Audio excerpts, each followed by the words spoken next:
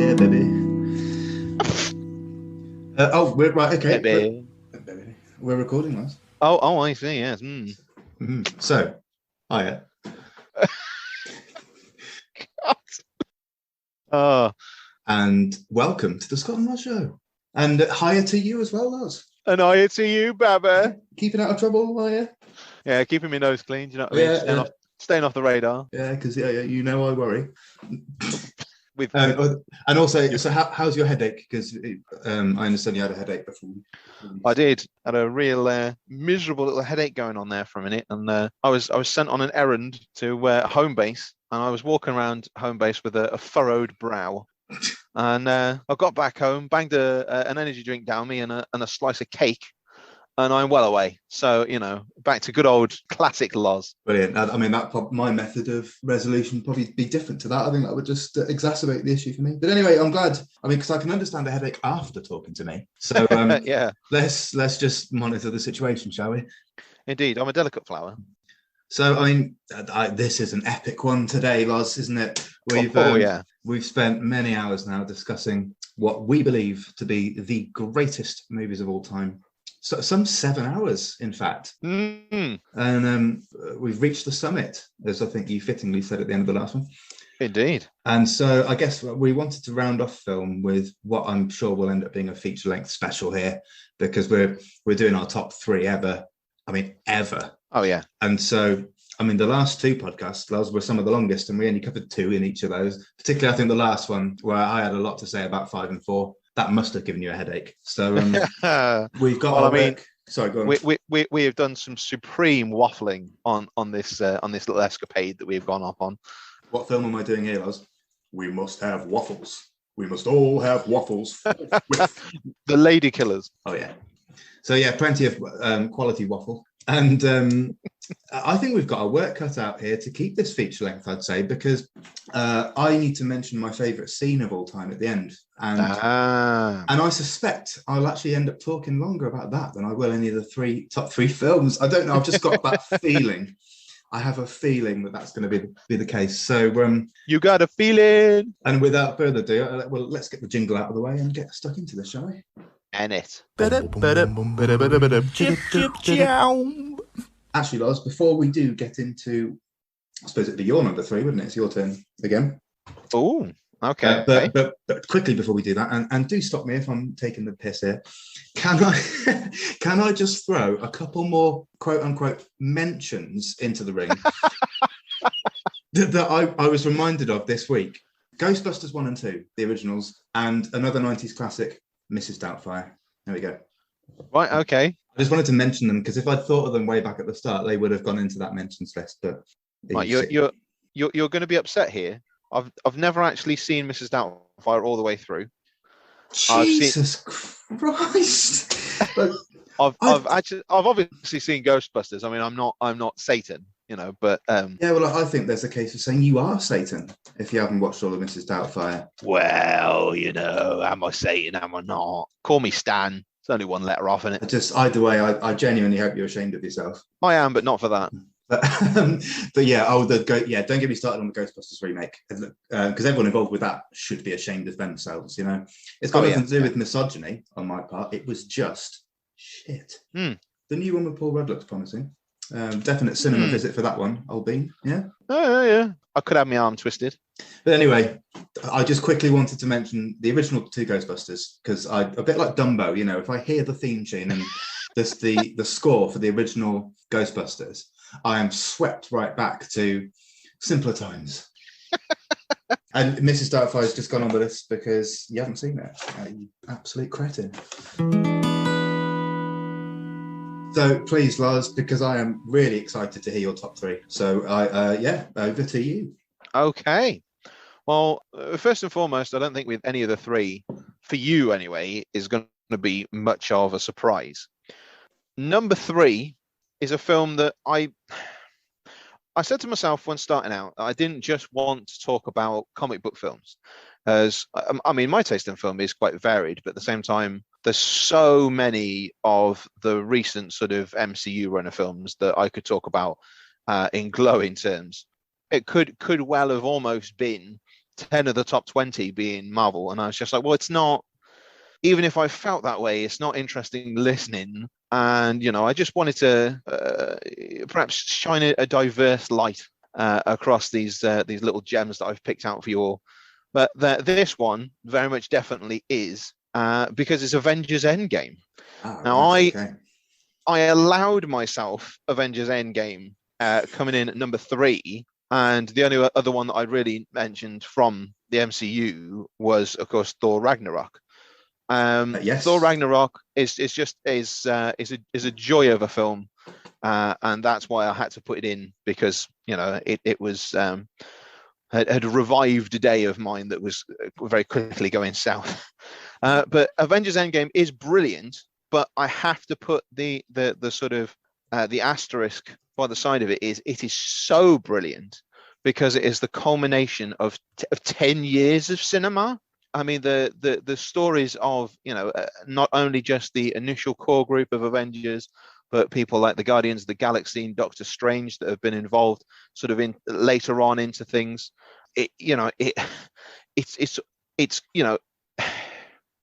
Because it's got so much preceding it, it makes the story all the more richer. It means that when you dive straight in, there's no setup required. I think it could be viewed as a film in its own right, and I do think you would get something from it. Did you say it was the culmination of 10 years or 10 hours worth of film? 10 years. 10 years, okay. Yeah. Yeah. So it's a decade of like an Avengers series of films. Yes. You'll have to excuse I've got zero knowledge about this stuff. No, that's adequate. So yeah, starting with Iron Man and ending with Endgame. There have been a couple of others. I think Black Widow's been pushed back, but at the time it was certainly 10 years of MCU, shall we say? Yeah. And because as I say, each one sort of does somewhat lead into the other. I don't think it's necessarily essential that you've got to watch them all to get the most out of any one of them. Sure. But I think like any series, I think you probably are better off doing that because, well, that's the way I did it when I was watching them in the cinemas, and I certainly enjoyed it. So that works for me, right? Avengers Endgame is sort of almost so broad that I'm going to struggle. I know full well I'm going to listen to this back and go, oh, you didn't talk about this, or oh, you didn't highlight this character. I mean, I'm just going to go for what is coming to me first, and we'll work around other bits here and there, because I've made no notes for this, as I have for pretty much all of it, because I'm going from passion, really. That's what's drawn me to all of these films, and I'm supremely passionate about this top 3. Yeah, likewise, that's been somewhat my mantra. I made some notes around sort of the year it came out, and maybe sort of the rest of the filmography of the director or something. But yeah, besides that, I just wanted it to come out naturally and for us to bounce off each other, frankly. Well, I mean, take for example, in this film, I am afraid I am going to have to sort of somewhat spoil things. I will try and not give definitive answers for the end, but in doing so, I'm going to spoil previous films. So it's a little bit. I think maybe perhaps special rules might have to apply for the top 3. Anyway, say for example, Tony Stark, which is Robert Downey Jr., is one of the sort of the pillars of the MCU, and one of the really cool early moments with Tony Stark is he has an argument with Steve Rogers, Captain America, and Captain America, who's sort of the stoic. I mean, I suppose they're all heroes, but he is like a kind-hearted, does the right thing, fights for justice, not just sort of necessarily the flag, as everyone sort of goes, oh, he's like flag man, he's painted up in the stars and stripes. Yeah, well, sure he is. But I don't really know anything about Captain America, but from what I think I know of his appearance, I remember like a shield more than anything. Yes. And I suppose that could tell you actually that, he's a lover, not a fighter, and he'll just do what's maybe necessary for the betterment of America, man. Indeed. Because I've seen sort of memes where it's just like, Captain America, powered by America, or powered by freedom, and I think I actually see, yeah, exactly that. Gatorade. Or Budweiser, yeah. So yeah, Steve Rogers. I mean, I love how I've massively drifted already. So okay, we'll return to Iron Man because That we've was me. drifted That was me that like led you astray. I apologize. not for the first time, won't be the last. This was one dick talking bollocks on this occasion. Nice, like it.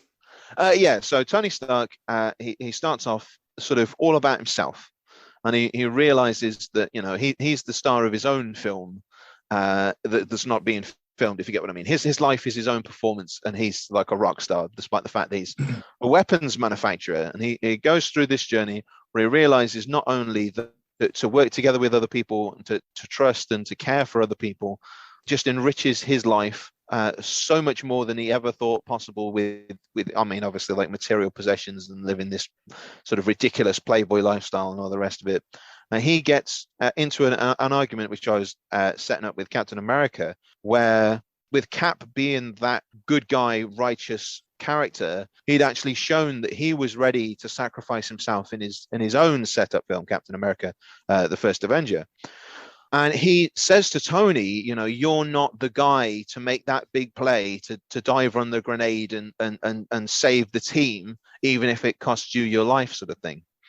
And I always thought that was a great line. And through Tony's arc, not only, I think, does he discover more about how helping other people and caring for other people makes him a better person and almost, unlocks his ability to do more and be more in general, but also that he is willing to do whatever it takes to do the right thing, because he knows once he's become a part of being on the team where they're saving the world and saving millions and millions of lives, that to not be a part of it, to not help and to see potentially things go down the drain, that he knows he would never be able to rest if he let that happen.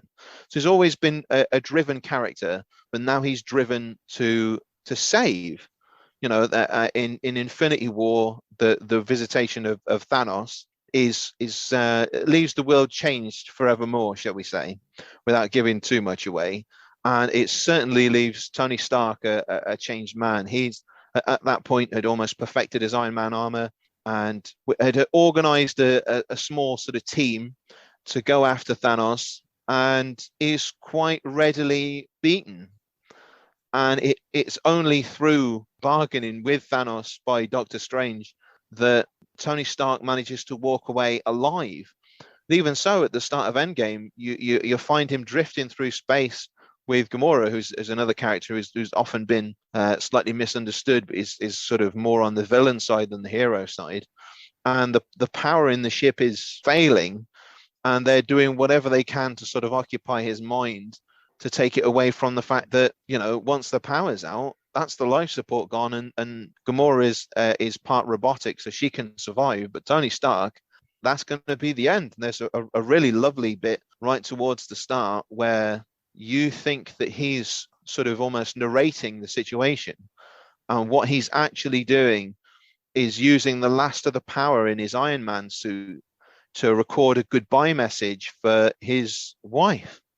Wow. And that's really poignant, and it comes back around towards the end of the film as well, which again is done in such a lovely way. You've also obviously got Captain America himself, who I would say is probably the strongest of the three sort of trilogies of the MCU. And I mean, especially Steve, having been literally one of the wartime soldiers fighting the Nazis. He was a scrawny kid from Brooklyn, and he tried so hard to get enlisted by the US Army. And, he got asthma, and he was, scrawny and all of us. And they kept turning him down. And he essentially, tries to enlist one more time and bumps into this doctor. And he sort of says to him, you have every reason not to want to fight. You're not the biggest. You'd be cannon fodder. Why would you want to do this? Why have you tried to illegally? Because he's had to provide fake details every time, because he's already tried to join up under his own name. And he says to him, why would you risk imprisonment? Because it was a federal offense to lie on the registration documents. And he says, there's other men out there who are just the same as me, who are going out there and laying down their lives. And why should I be any less? How could I give any less?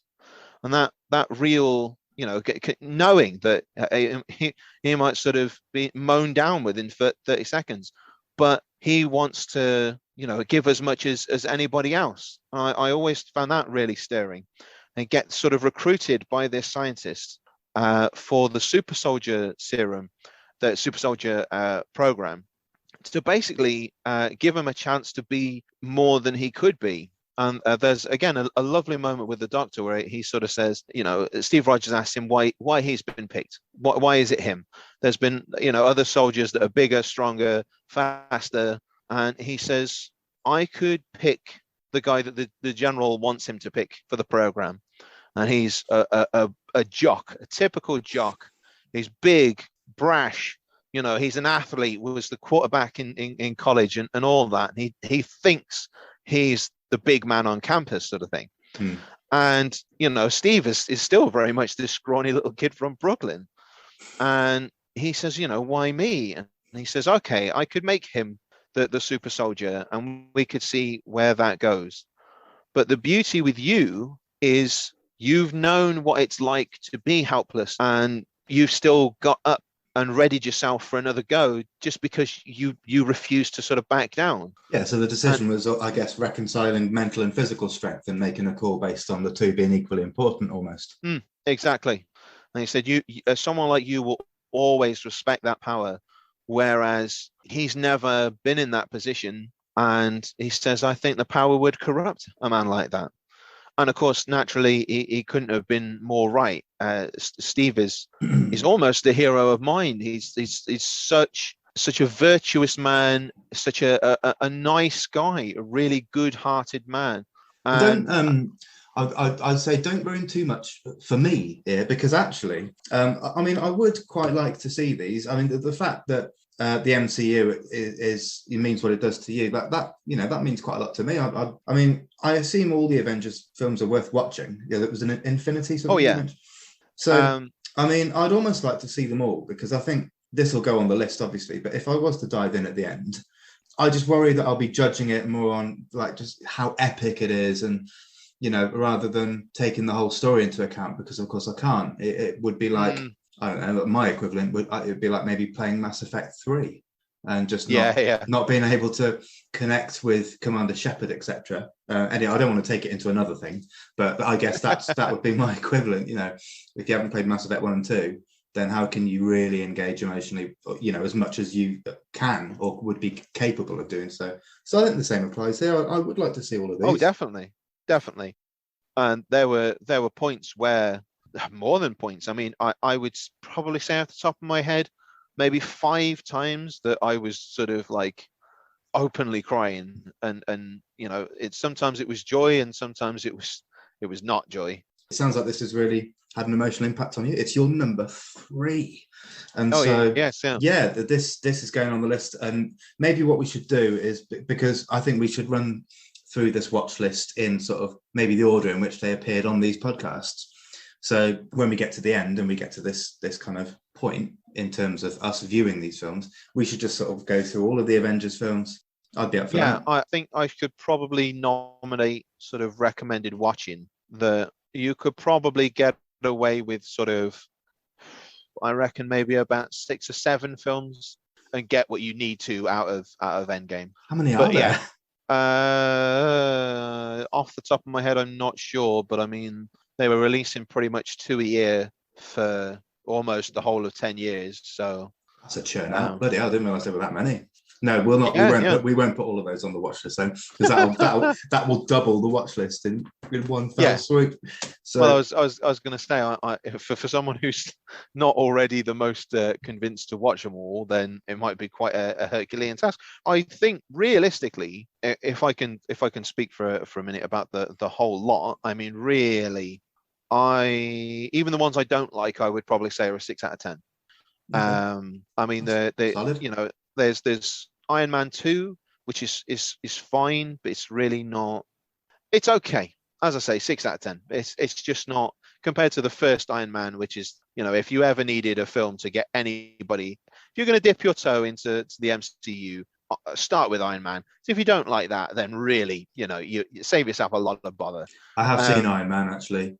Yeah, exactly. And I remember it being pretty good. I mean, it was probably better than pretty good. I think it was very, very good at what it was. I think that might be another one that would be worth rewatching for you, because I think, having some of these sort of themes that are set up fresh in your mind, it would be good going forward. Because I imagine it's been several years. Oh yeah, yeah. I mean, more than several. I probably 7 years maybe ago I watched that. Probably when it came out, to be honest, whenever that was. Yeah. No, I remember trotting off to the cinema for almost all of them. But yeah, I'd say probably, if I'm being honest, there's 3 that I'd give a 6 to. The rest are sort of 8s and above. So it's an amazing sort of set of films, really, with one giving a little nugget as to where the next one in the series is going, and obviously sometimes the plot points indeed intermingle, and it comes through in. I mean, my God, I've talked about a satisfying ending before, and there is almost no finer crescendo for me than Avengers Endgame. And I know there's very few other film sagas that have had so much build up and so much.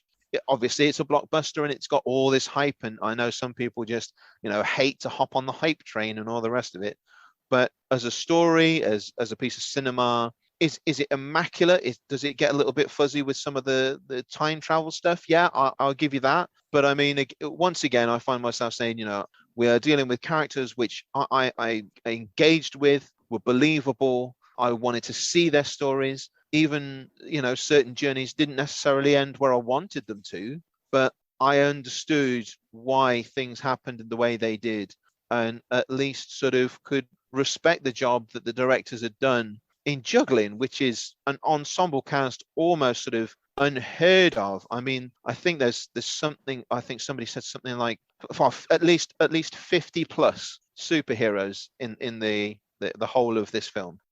Interesting, because the film that I'm going to get to shortly essentially has a cast of 3. Yeah. But right, okay. So Avengers Endgame, I mean, I understand it does close everything out, and I think this is possibly the film that's still made the most money at the box office. Inflation not adjusted, because I know we talked about this before. So Avengers Endgame. Wow. Sweet. All right, hang on. I'm excited as to what your number 3 is. What's the bronze medal for you, Hughes? Well, okay, my bronze medalist is a film that I have certainly been banging on about to you for some time, and I think you've seen it now. I mean, we talked about sort of like the scariest film I've ever seen, the one that blew my mind the most, maybe. I'd say this one is probably the most intriguing film, and maybe the one I was the most gripped by when watching. And it's Ex Machina. Ah, yes. Yeah, I well, words probably can't express how much I love this film, but it's my job to try and do that right now, isn't it? So, so I mean, I knew nothing of this guy who made it, called Alex Garland, because this was like his directorial debut. He was involved with 28 Days Later, and he's done Annihilation. Have you seen that, Lars? That's pretty good. And he did Which one was that? Sorry. But it's not an easy one to describe quickly. It's to do with going on almost a suicide mission into potential alien territory. Oh, okay. And he also did a cracking show that came out last year on iPlayer called Devs, which I love. But this is the top of the mountain in terms of Alec Garland's work to date, I would say. And so I guess a little bit like you did just a minute ago, I will have to kind of talk through the film a little bit, but I'll keep it spoiler free.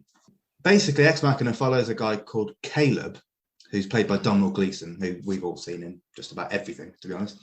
He's like a computer programmer, coder, and he works for a conglomerate named Blue Book, who are I think they're a search engine, and they're of comparable size to Google. We're talking world domination level in this film.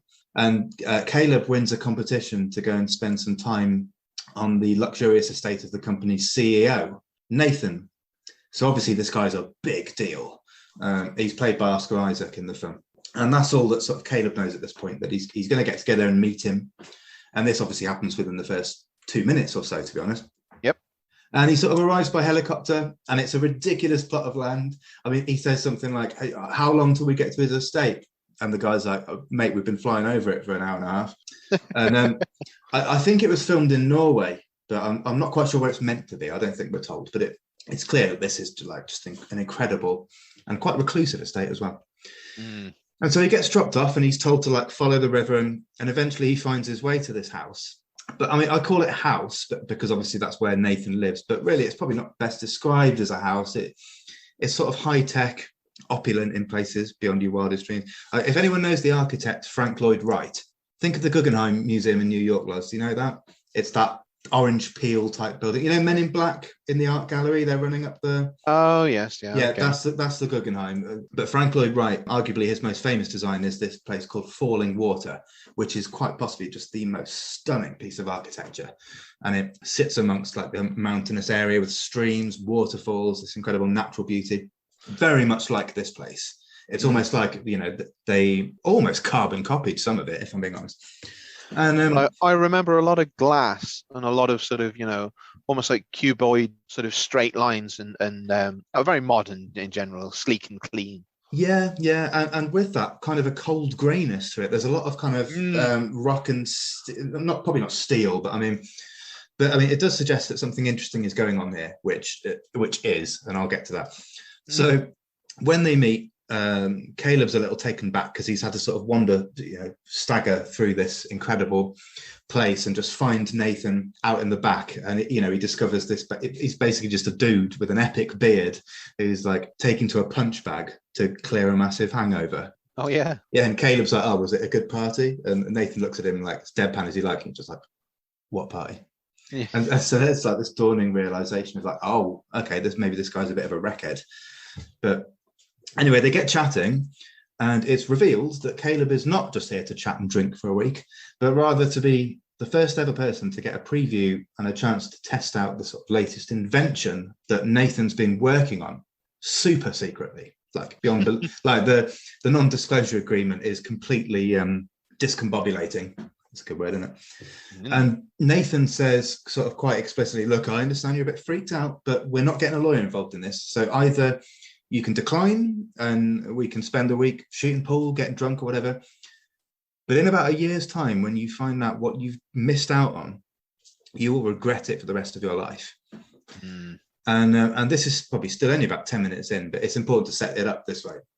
And by this point, I'm so sucked into what's happening and already really emotionally invested in this, that when, of course, Caleb agrees, I'm sort of rubbing my hands together and thinking, like, what am I in store for here? Like, I was so hooked, Lars, I can't tell you. And so, yeah, at this point, with me practically falling off the edge of my seat, it's revealed that Nathan has built an AI far beyond the capability of which we've ever seen before. And that Caleb is the lucky recipient, I guess, who will be involved in meeting and ultimately testing it to see where he thinks it lies in terms of sentience and intelligence. And so this is the point where the words flash up on the screen, like Ava, session 1. And and by this point, I'm officially off the edge of the seat, cross-legged on the floor, nose up against the screen. And I guess this is where I should probably hold back a bit on any further synopsis in terms of what actually happens. I've set it up there.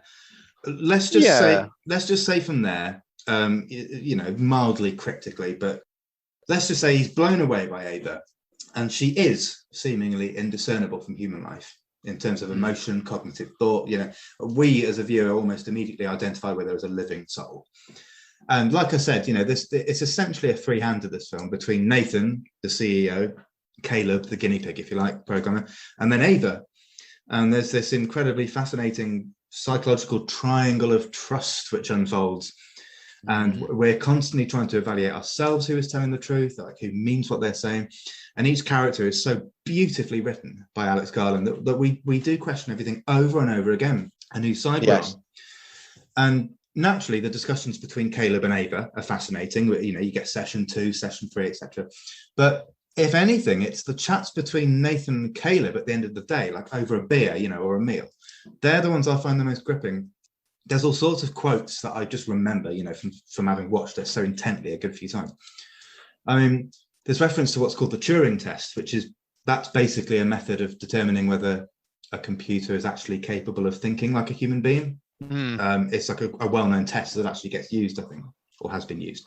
And Caleb, after having met her once or twice, sort of says to Nathan, over a beer, it's just that in the Turing test, the machine should be hidden from the examiner.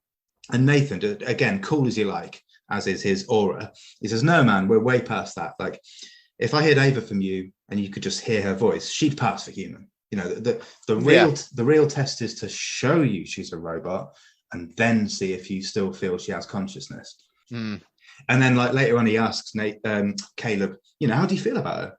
Nothing analytical here, because I'm not going to be able to explain to you how she works, mate. Just tell me, how do you feel about her? And Caleb gives an answer that I can't quote word for word here if we're keeping it to a sort of family rating. But then basically Nathan likes his answer and just goes, great. So the next question is, how does she feel about you? And then it goes to like Ava session 5 or whatever. But at this point, I was so engrossed in this, I can't tell you like how gripped I was by this. I mean, this is just so up my street, this type of thing, and it's done so well. And so in these sessions, we're seeing that she is real, and then I guess naturally we're asked, would she be capable of deception? Can we trust what she's saying? We know that humans have sadly gone down this path of lies, fraud. Can she do this? In her infancy, is she smart enough? Would she do it? I mean, so yeah, this marvelous triangle setup. I mean, the thing is, Nathan, the CEO, he's clearly a genius with what he's achieved, and it's incredible, like what he's done with Ava. But he's clearly also a bit of a jerk, and he likes a drink. Two things which echo throughout much of mankind, to be honest. Emphasis on man, I'd say there. And so, of course, his motives are in question throughout. I mean, this film kind of has much to do with gender as it does with the idea of God, because of course, Ex Machina is taken from Deus Ex Machina, which is like God as machine. I think God as a machine, God from machine would make sense, I suppose. I should have brushed up on my Latin before this. Where's Stephen Fry when you need him, mate? Yeah, I know. Well, if you're listening, Steve. So what else can I say? This was nominated for an Oscar for its screenplay. I can't believe it didn't win. I should have looked up what beat it. Again, poor preparation. I apologise. But this film is so intelligent.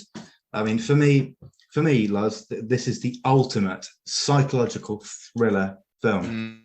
I mean, I've talked about Memento before, and then the ones that didn't quite make honourable mentions, like Shutter Island, the Matrix, The Shining.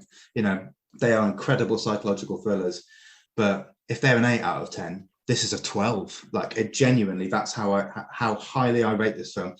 The way it's set up and the way it subsequently unfolds, it's jaw-dropping, criminally underrated, and and it doesn't. There goes the Scott Hughes bingo again. Yeah, the thing is though, it doesn't require intelligence to particularly enjoy. You can't compare it to a film like AI, which, I mean, that was largely a Kubrick film. I don't know if you knew that, but Spielberg kind of ran with the rest of it when he died. No, that's a totally different I'm aware of AI. I've watched it, and actually, I quite like that. I didn't realize it was Kubrick and then Spielberg. I just saw Spielberg on the title screen and thought that was that. No, Kubrick wrote, I think, more or less the whole of AI. I think, and it was going to be the thing he did after Eyes Wide Shut. But then, well, he died. So, well, yeah, that would it puts a bit of a pinch on your plans, doesn't it? Yeah, it presents a problem, doesn't it? Yeah. Yeah, that's a totally different type of film. I really like AI, but yeah. But going back to this, I mean, you might think again, it's almost my nostalgia and the emotional attachment to my first viewing that places this as high up as it is. But to be honest, when I first saw it, it was maybe like top 20 sort of thing, and then after a second viewing, I'd say it was top 10, and now, after about maybe 7 or 8 viewings of this film, where I've really taken in everything about it, every word, every nuance, here it is firmly on the podium at number 3. And it gets better every time. There are so many things that you could just easily miss. So it does reward more viewings, and it rewards your concentration. It's a brilliantly written piece of work, very cunning, probably got more to do with ego than anything else. And of course, that applies to Ava as well. Sure. And what else can I say? The acting is just spot on from all 3. In particular, yes. Alicia Vikander, she plays Ava. And interestingly, she's ballet trained, and I think maybe that's partially why she was chosen here to like represent something that she is clearly a robot in the way that she walks, in the way that you can see her inner workings and the stuff that's going on. It's amazing what the job that she does in conveying that. But then Sure.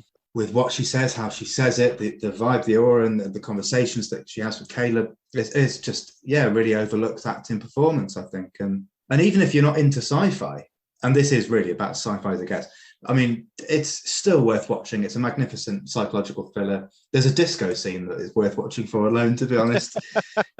So yeah, Ex Machina, I've probably waffled enough there. Lars, you have seen this now, haven't you? Oh yeah. No, I have seen it. It is definitely one that I'd heard from you, and I think from Ace, about how good it was, and certainly tickled my fancy. It's just an intriguing concept.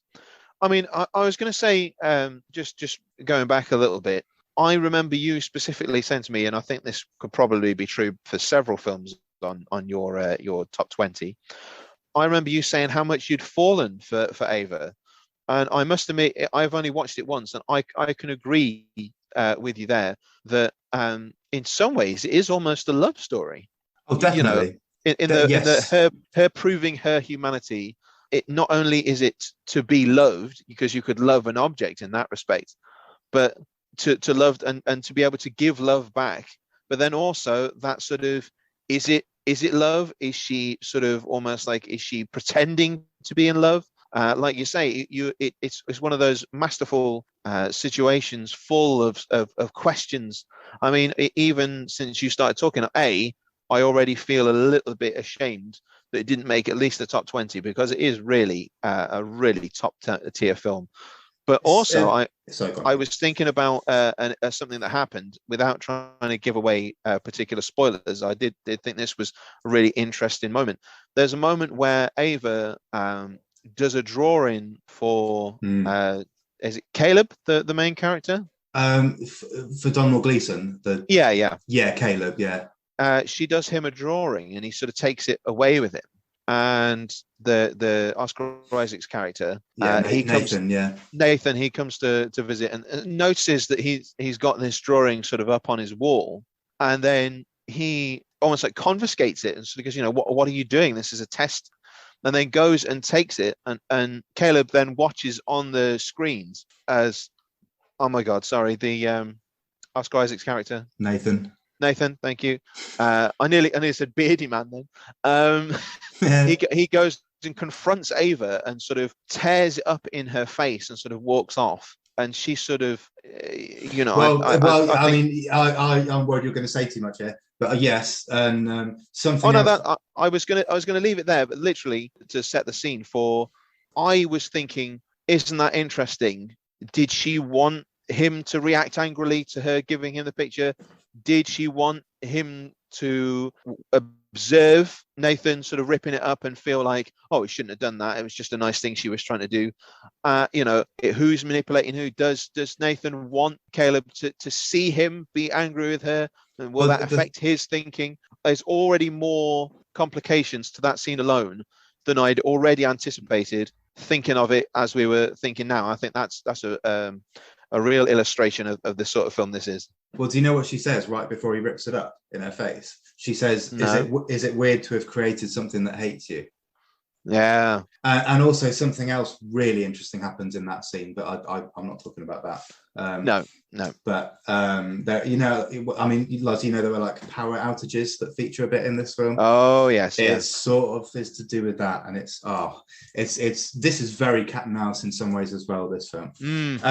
Sorry, I when you were talking about like, falling for Ava when you watch it, it's kind of hard not to, because she's such a poor soul that you really feel for. And she's designed to, I guess, to be sort of physically attractive, or at least she is to Caleb.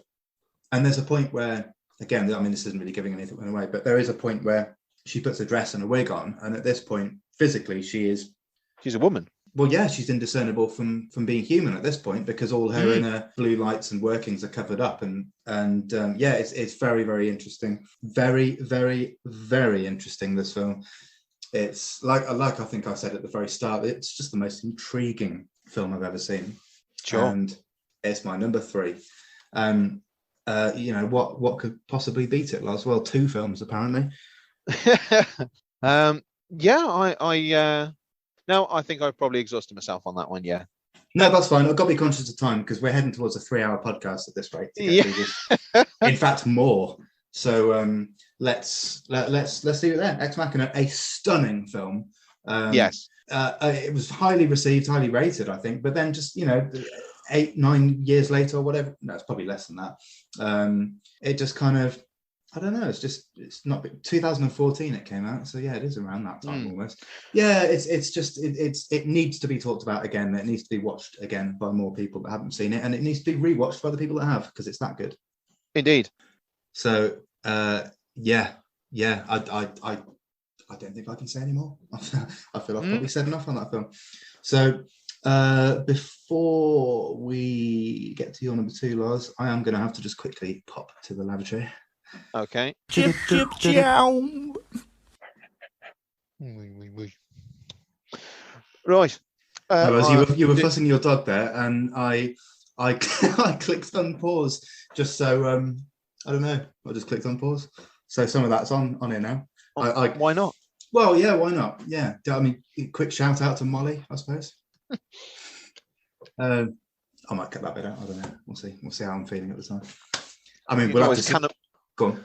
I was going to say you could always cannibalize it in some way and make it part of the little intro. Yeah, we'll have to see. We'll have to see how long this podcast ends up being, to be honest, because I said feature length, and I suppose it could still be feature length if it's compared to the likes of Lawrence of Arabia. Yeah. So anyway, it's Lawrence of Drake's Broughton rather than Lawrence of Arabia. Segue, mate. Oh yes. So go on, Lawrence. Sorry, Lawrence. Skills, he's got them. I've got them. Yeah, go on. So your number 2, please. Right, now, I can and I will talk about these two films separately, but it will come as no shock to you that these films are The Godfather 1 and 2. But which way round is it, Loz? I hear you cry. Well, personally, I've got a deep love for both films, but for the process of making this list, I've put Godfather 2 second. Right. So you're happy with having already given away your number 1? Yeah. Wow. Yeah, that's I can understand that because it allows you to talk about them both sort of. Although I guess we'll split it, right? So I'll do my number 2. Yeah, that makes sense. So yeah, go on. Let's focus on. Sorry, did you say The Godfather Part 2 is your number 2? Godfather Part 2. Okay. Now, again, it's an incredible film, but in as much as Avengers Endgame is almost made by the preceding films, of which it is able to capitalize on and sort of take that momentum forward, I think that very much Godfather 2 isn't Godfather 2 without the first Godfather to work off. It is an incredible piece of work. It's acting performances all over the shop. I mean, personally, I was a massive fan of the Don. I mean, Don Vito, God rest his soul, is such a great character, and he's got some interesting quirks to him in terms of sometimes he can seem a really moral person, and then actually you think about it and he's killed many people and had many people killed, and yeah, it's great to see how the Don became the Don, and De Niro's performance as the young Don is this. I almost can't find a word to do it justice, because that's the role that really made me like, right, yeah, that's why people go on and on about how good De Niro is. Yeah, sure. Yeah, because obviously Marlon Brando is the Don Vito that we previously knew, and of course he does appear in this, but then like you say, it does jump back to the early years, if you like, and that's where Robert De Niro plays the young Vito Corleone. I've only seen Godfather Part 2 once, but it's majestic, so I'll shut up and let you do it justice better than I can. I would have thought. Well, there is that lovely sort of juxtaposition between the young Vito sort of making his bones, going from sort of essentially a poor sort of store boy in a grocery shop in a neighborhood controlled by Don Fanucci, who's always such a great name. Frankly, I've always loved the name. Such a funny character, almost quite hard to describe it. He's that classical sort of struts around in a white suit with I think it's a white fedora, and it's completely arrogant, feels like he owns the neighborhood, would just walk up to somebody's store and start picking fruit or apples off the front and walk off and not pay for it, and know that nobody dare raise a word against him. Well, you've got these characters, haven't you, with names like that, and then you've got not maybe the antithesis of that, but you've got the very straight, normal name of Michael, if you like, and then the quite straight character of Michael in comparison. Oh yeah, I mean, Michael Corleone again is if you're not in on Michael's story, then The Godfather's probably not for you. But I almost don't understand how you can be. I mean, when I think of Al Pacino, I obviously think of these films, and I think of Scarface. Yeah, fully. Yeah, it's. I think it could have been done differently by somebody else, but it's almost Ray Winston. Yeah. I mean, how Pacino manages to convey keeping Michael fairly sort of tight-lipped and straight-faced, and yet he manages to give off this sort of cold, calculating menace, which is really odd. But it really gets to me personally. I mean, there's an amazing scene which is very, very famous. I mean, obviously, the whole film is very, very famous, but this basically is whilst we've got Don Vito in places sort of making his bones and sort of starting the family and that sort of thing, is also put against Michael trying to solidify his sort of spot as Don after the passing of his father, and trying to work out who he can trust, who he can't. He's really trying not to be a mobster, but realizes that he can't just shut the family down because there's too many people that are loyal to him. There's too many revenue streams that are there, which would not necessarily be there if he were to go, try and be 100% legitimate.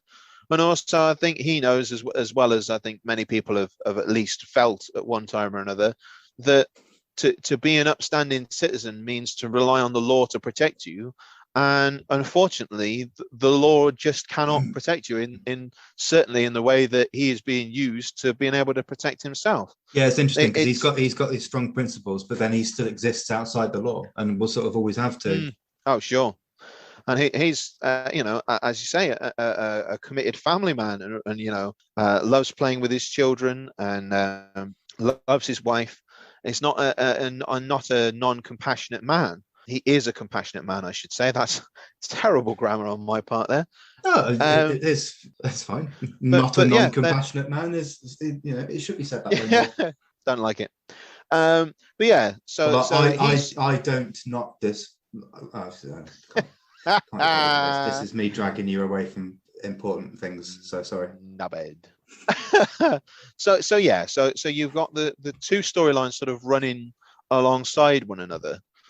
It's really intriguing. I know there's several times where I feel like Michael either feels like he's got his father watching him and sort of how would he do it. There's an attempt made on Michael's life, and I know that he sort of feels like what would Papa will have done in this scenario, and he's working on a big deal with some sort of fairly shady characters who I won't really go into too much, but they've got big connections. I think it's down Miami and Cuba. And this is I believe, around the time where Cuba declared their independence. Okay. And that causes a whole lot of chaos sort of down the line. And it leaves Michael trying to get off the island whilst, the US embassy is being ransacked and basically anyone who is not Cuban is either being strung up in the street or, shot and killed, essentially. So that's just to try and give you a bit of a milestone as to where we are in history with this one. Obviously, Don Vito, when he's sort of the young Vito, I think we're probably talking about 1920s there, but might even be 1900s. But the two running alongside each other I find really interesting, in terms of they're both being challenged and they're both trying to find a way to get where they want to get where they need to, really, in both situations. And yet, how much are they willing to compromise? How much are they willing to risk? can you trust the ones around you? Can you trust your own family? There's so much tied up within trust. The scene that I was sort of focusing on a moment ago is Michael has had an assassination attempt at his house after a party, and he's essentially got it down that his brother Fredo was given information to a rival organization or family that he would be vulnerable at this time, and if you could get men into the compound that he might be here. He'd given information, and it's obviously against the family. And he sort of sits down. And they're both, in a room overlooking the lake outside their house where they're at. And Michael knows full well that he's given this information over. He just almost wants to hear it from his mouth. And Fredo, who he has a really great bit there where he sort of says, "Well, I'm sorry, Michael. I never knew that there was going to be a hit. They thought that you were being too sort of strong in the negotiations, and it was felt that if they could sort of ruffle your feathers a little bit, that you might be interested in getting the deal done quick to get it over and done with, and that there would be something in it for me if I could help out." And Michael's sort of very quietly trying to not absolutely fly at him, but is this quiet sort of smoldering rage. And he says, why would you do that? You're my family. I've always taken care of you. And Fredo snaps, and he's immediately like, you take care of me? You're my kid brother, Mike. All these years, you're my kid brother, and you got to take care of me. I wanted something for myself. And he says almost the infamous line, and he's like, I know everybody thinks I'm stupid, but I'm smart. I'm smart, not like everybody says, and I want something for me. And to say I sympathize is probably going a bit too far, but I think we've all sort of been in a situation where perhaps you feel you could do something that someone else is doing, but you were never asked to do it in the first place. And I find, obviously there's quite a few family spats in this series of films, but I find it interesting because it's almost like, how like a dysfunctional family is just such a trope that's played on maybe more in TV, but with this, it's almost the opposite. They're a very functional family. And, and like very, at times, and family is everything. It is everything because it's almost their society as well. It's like, it's just, it is their life. It's that they can't really live outside of it in any shape or form, really. Of course, there are the perks that come with that, and then the jeopardies that do as well. I suppose you've got to sort of hold it up against other classic mob films or films to do with that kind of crime. But I think The Godfather rightly should be heralded as the pinnacle of anything that's ever been done in that genre, let's say. We've talked about Goodfellas, haven't we? And we've talked about a couple of other things that I suppose you could say are similar, but no, for me, The Godfather is the classic, and really the best of that by some distance. Well, and can I just jump in there, because I actually kind of disagree. Not that I know you're pretty much saying it's really good, and I'm certainly not debating that point, but for me, it's not a genre piece at all. And I understand that it can be if you want to look at it that way, because it's dealing with mobsters and it's a crime thriller, I guess, or a gangster film if you want. But I'm sorry, for me, The Godfather, both 1 and 2, are films about life. Indeed, are films about family. And The Godfather taught me about life. The Don, in his way, taught me about life, gave me lessons that I took forward into my own life. To be honest and be strong, and sort of, even if they weren't your blood relations, to pick your family and to live and die for your family. And that's rightly or wrongly something that has been a massive pillar of my own personal beliefs. I picked the people that I was close to, and that is something obviously that you'll know a fair amount about. And if that person has shown me love, and I hold people to certain sort of levels and standards, It's only the standards that I set for myself. But if you have always been able to keep to those standards, then you will always have my trust and my love, and that's almost something that I took from The Godfather.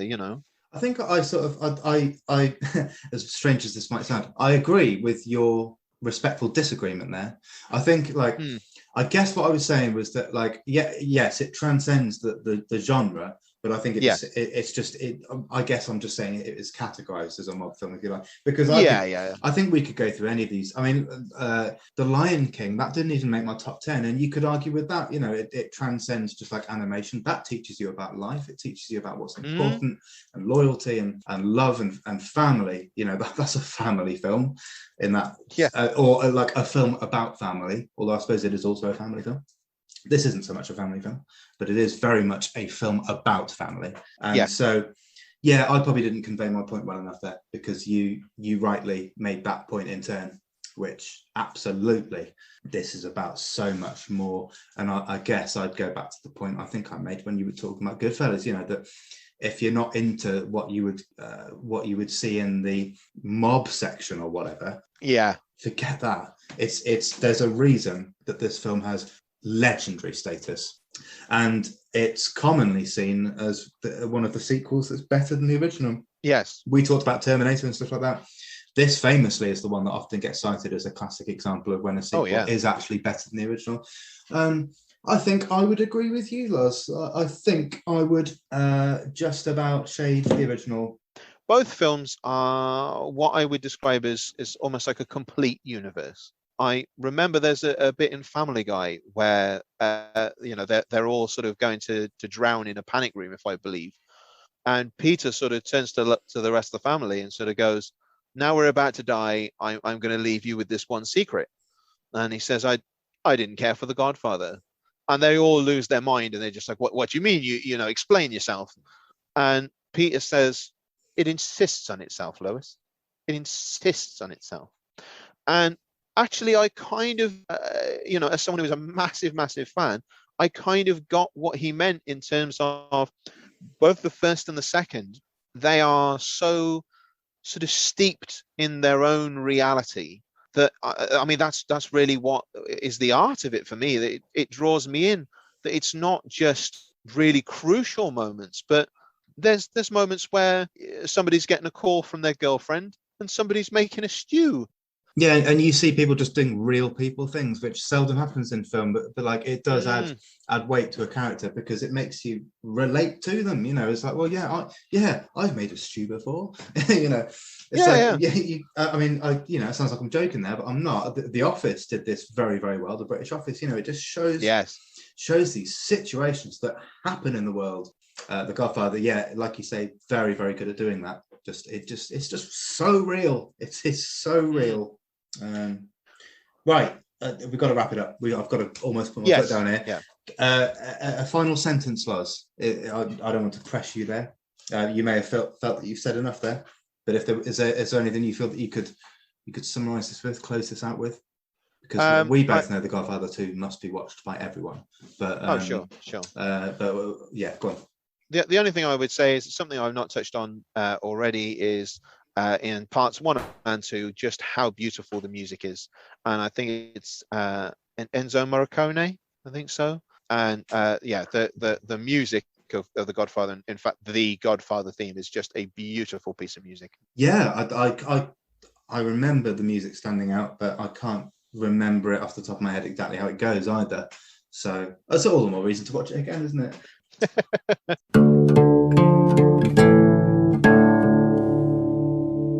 I've just seen it's Nino Rota. Apparently, I'd heard otherwise, but obviously not. All right, we're into my number 2 now. Nice. Now, this is going to be a fun one, Lars. I should probably start by saying that my number 2 and number 1 are actually very interchangeable. It was almost the hardest choice, actually, of the lot. To pick which was going to be number 1 or number 2. So they are interchangeable, but I did give it the thought it sort of required and needed, deserved, whatever. And this is what ended up being number 2. I mean, I thought, what could possibly be Ex Machina for a sci-fi? Yeah. And like, I mean, this is a film that many might not think of as a sci-fi, actually, because, I guess films that come to mind, Blade Runner, in fact, I haven't mentioned Blade Runner at all. Brilliant. Back to the Future, that commonly gets called the greatest sci-fi of all time. It's fun, but it's not this level. No. But you'd think of this film maybe more as like a family action or adventure film, really. But it is most definitely a sci-fi. And it's most definitely a film that everyone listening will have seen. And Loz, it's the first time we've had some crossover in our top tens because this was your number 6 and it's my number 2. It's Jurassic Park. Yes. And I'll tell you what, I had to really sort of try and keep stum a bit when you mentioned it at number 6. And also now, I suppose I need to find different things to say that we didn't last time. So I do remember you saying something like you thought the first hour or so was like perfection. Yes. I mean, the fact that this isn't number 2 is a hint, I guess. For me, like the whole of this film is pretty much perfection to me. Like the casting, the acting, obviously the writing, originally by Michael Crichton, and then obviously adapted for the screenplay, the soundtrack, like the cinematography. Like we talked about the CGI, that stands up today even better than recent Jurassic World films, to be honest. Oh yeah. It's just got. It's got so many incredible scenes in it. I mean, we talked about a couple before, like when they see the Brachiosaurus for the first time. Yeah. Obviously, you got like the power outage, the first sort of T-Rex sighting at night. And then you've got like the car in the tree. And then later on, it's like the Brachiosaur and the sneeze, and like a stampede, like in a field with the tree branch, and then like an electric. And my voice is going to continually rise here. There's an electric fence scene, which is incredible. And Tim, no. And then there's a scene where they're eating ice cream and jelly, and like, when does eating jelly and ice cream ever go wrong? But it does here. And like, and then of course it leads into like that scene in the kitchen with there's raptors in the kitchen. What's Amma gonna do? Yeah, and then there's one of the most tense moments in the whole film. And Dad, if you're listening, you'll agree with me here because we have both commented on this before. It's where they're up the stepladder into the vents. Oh yeah. Oh, like that, and then of course the escape from the welcome center.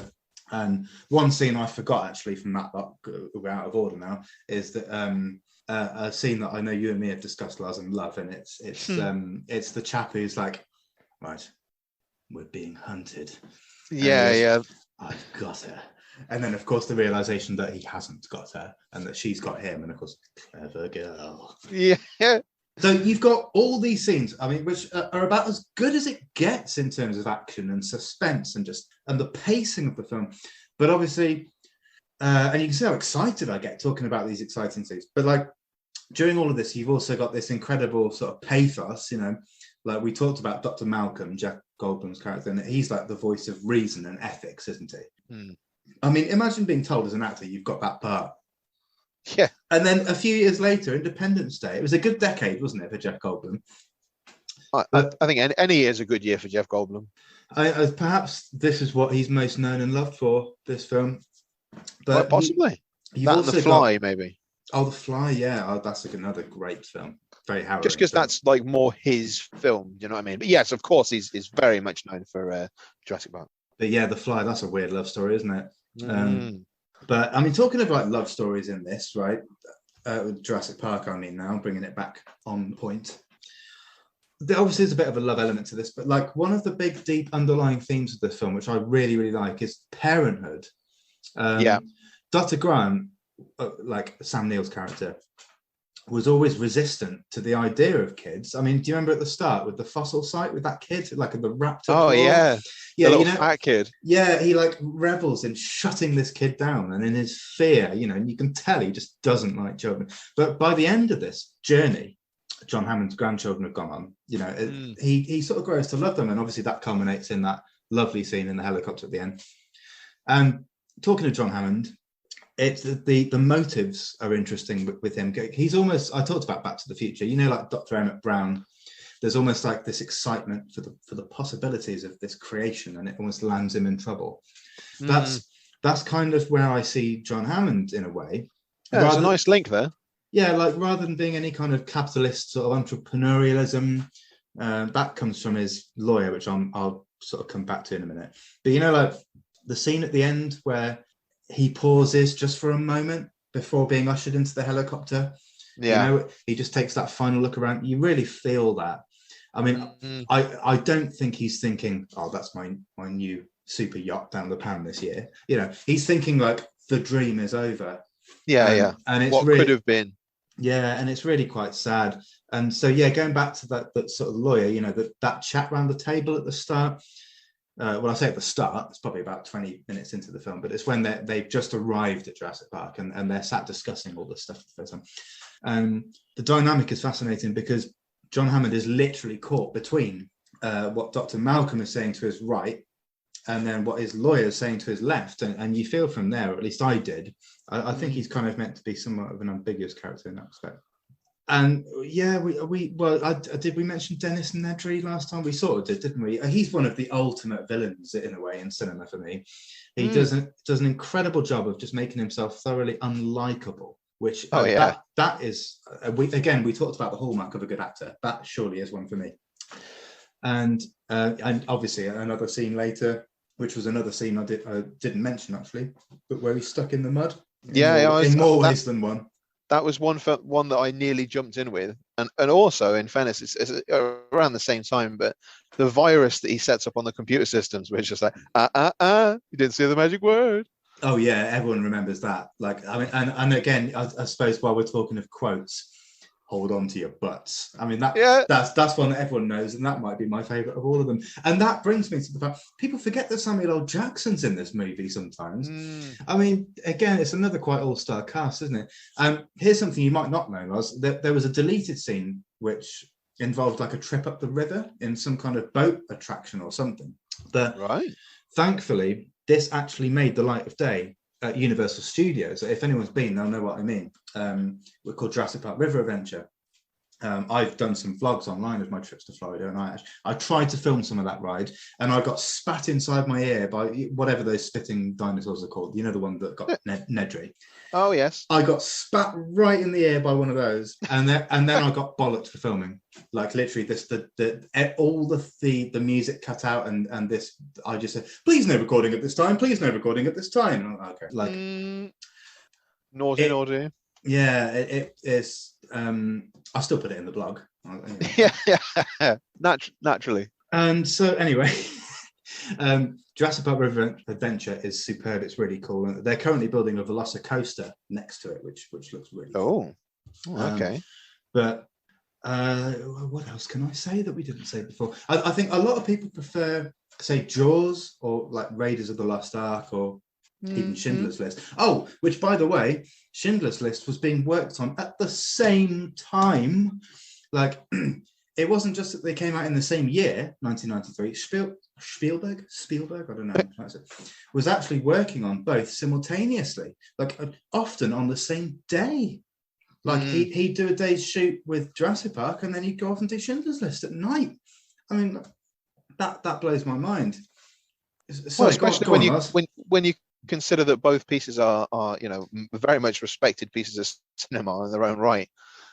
You might expect, if you were devoting so much of your time and effort into one thing, that you might only have a smidgen of the effort and the creativity for another project. But I think both of them are fully formed. But just before I forget, I just wanted to bring up, I'd heard that before Jurassic World came out, I'd heard a rumor that what they were going to do, and this is leading on from Dennis Nedry, what they were going to do was, where he's been tasked to get the embryos of the various dinosaurs that he hides in the shaving can, the little canister thing. Yes. And when he gets attacked by the, I know it's got a proper name, the Dilophosaurus or something, but the frilly-necked spitty bastard, right? Which is its technical name, I'm sure. Looks almost like one of the frills from Blackadder 3. Yeah, it does. Yeah, it's got a ruff. Yeah. Yeah, it's a ruff. Thank you. Yeah. I could have just said in Elizabethan times, to be honest. It didn't just happen within Blackadder the Third. Actually, it was Blackadder 2, wasn't it? Sorry, go on. he drops the can and it sort of rolls down the river and then gets covered over in mud. And I'd heard that the way that they were almost going to bring back the park system is that someone was going to have found the can after all this time, Right. and had access to all these embryos sort of, right off the bat. Well, yeah, of And course, yeah. that then they'd made even more of a mistake than Hammond had done, and just sort of rushed forward with, right, we've got these embryos, dinosaurs, now, like go, and put even almost even less security in place and thought about it even less. And I can see how they could have worked that into Jurassic World, actually. Well, the thing is, they, in a way, they sort of do work it into Jurassic World and Jurassic World: Fallen Kingdom. That it's humanity's moved forward a bit, society's changed, and people are far hastier now. Not just hastier, but also far less of a moral compass that John Hammond had. And so, yeah, you see it with Fallen Kingdom. And like I said before, that's my favourite since the original, because it does feel quite real, the way that they actually run with it. And I mean run with it before they can walk with it. And so, yeah, I'm slightly concerned, though, I have to say, as much as I enjoyed the film, I'm just concerned that it doesn't turn into sort of half Jurassic Park, half Transformers, where you've got almost like robotic enhanced dinosaurs that are going into a situation and like mowing down waves of troops and stuff like that. I'm not interested in that. I'm interested. Do you know how? I mean, do you remember how Jurassic World: Fallen Kingdom was left? I think so. Because boy, does that set up the next, and I believe, and I hope, final one in the series. Yes. I assume most people have either seen it or are not interested in seeing it by this point. Basically, a bunch of them escape into the world. So you've got a T-Rex just roaming free, and likewise with a bunch of others. I guess notably the T-Rex. I think one of the raptors, I think Blue, was the one that ran. So I don't know what they're going to do with this final one, but boy, isn't there also a Mosasaurus out there swimming about now? Yes. Yeah, you see a scene with the right at the end with the guy surfing a wave, and you can see it. So I hope they don't fuck it up. Yeah, I really do, because it's set up, and that's the first time the F word's been used, ladies and gentlemen. But and I said it would get used when it needed to be, because if they do, I'll be okay with it, because of course we'll always have the original Jurassic Park, but I don't think they will massively mess it up somehow. I think all of them have been pretty good, but yeah, the way it was set up for this next one, which I believe is coming out next year, I'm so intrigued, I can't tell you. But forget that, we're talking about 1993's original Jurassic Park, a film that clearly Lars and I both adore. It was your number 6. Oh yeah. I've spent a lot of my life thinking it's possibly even my number 1, but there's another one which has always, again, had the same question asked about, is this my number 1? And so there is a definitive 1 and 2 now, and Jurassic Park just missed out and made number 2. But I think it's, like I said, it's perfection. It's probably the film I'm the most enamored with of all time. And probably the film I could watch more than any other film, or rewatch more than any other film. And it's probably the film I love the most. I know that might sound contrary to being a number 2, but I think you'll see what I mean when I talk about number 1. I think Jurassic Park is just for me, it is almost the perfect film. And yes, like I said before, it's the perfect film if you watch it all the way through. Don't watch it on ITV at Christmas, for God's sake, because you won't even necessarily realize that you're getting a very disrespectfully watered down experience. I don't think I can really say any more. I don't think I can even do any more to convey how much I love Jurassic Park. I think it's many people's favorite film ever, or it would at least perhaps be in their top 3. And so I believe between you and I, Lars, we've probably done it justice over the course of maybe, I don't know, 40 minutes between us. Yeah, certainly.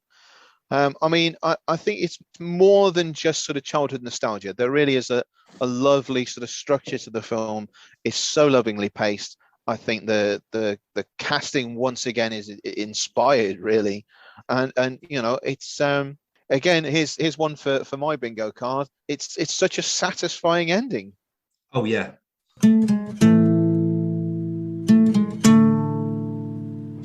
So, well, here we are, Lars. We're at our number 1s. Now, you've already given yours away. I But, have. but before you talk about that, maybe we should just do a quick countdown of what your 10 to 2 were. Do you want me to run through them, or do you want to do the honors, because they are your favorites? Okay, I will just get them in front of me so I don't embarrass myself. You can't remember them off the top of your head, Wells? No.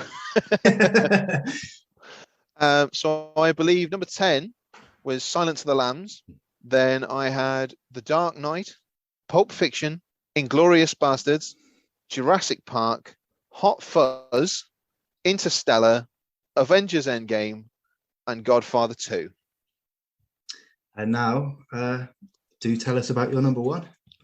Well, as you all already know, my number 1 choice, and I highly suspect forever will be my number 1 choice, is The Godfather.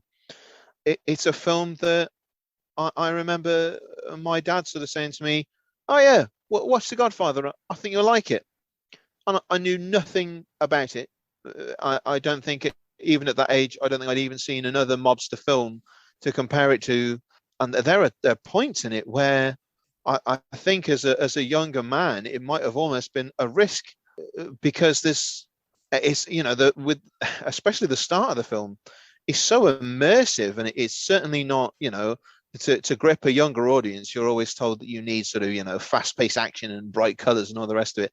I know The Godfather was criticized by the producers, Paramount, and nearly not released because they felt at the time that the way it was being shot, which had essentially revolutionized cinema, was too dark, and that people in the cinemas wouldn't be able to properly see what was going on. And essentially it said to Coppola, either we're going to brighten this up or it's not going to come out. And he had stated all the way along. Who are they to commission Coppola to make the film and then tell him how to make the film? It's just anyway. Yeah, he stuck to his guns and said, I'm interested in making this film, which is my view.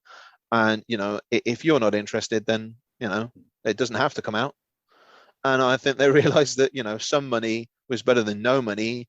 I just can't understand how you couldn't watch even the bare bones of this film and not realize you got something special. I mean, I've always loved that. Again, probably, I think it's as close to perfection as you're ever going to get film wise. But again, easily the first hour just flies by. It's an absolute joy. I mean, really lovely little touches. We're pretty much starting at the Don's daughter's wedding, and lots of really funny little touches. It's a jovial introduction to Don Vito, isn't it? Oh, it is, yeah. I think he's got the cat on his lap, and of course he's in high spirits, and he's giving out favors and things, isn't he? And he can't refuse a request on the day of his daughter's wedding. But, that's right. Yeah, of course he can't refuse it. If anything, he wants to get off and to the wedding, because he's got this queue of people that all want to see him and ask favors.